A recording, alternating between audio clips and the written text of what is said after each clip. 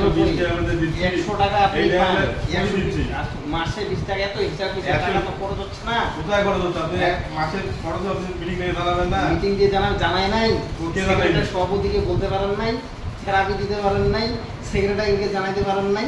বলেন আপনি গেছেন টাকা আছে কাকু, আমার প্রতিনিধি হয়ে গেছেন কেন? আপনি টাকা পয়সা সেক্রেটারি হিসাবটা আলাদা, ওইটা ওই সমিতি থেকে কিনা, এটা সবার জন্য যাওয়া।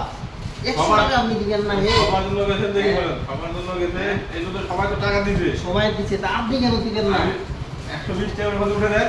120 টাকা মাসে একবার কত টাকা করে? কত টাকা করে বলেন। আরে খরচ হচ্ছে না, এই খরচ নাই। কি খরচ করতেছেন বলেন?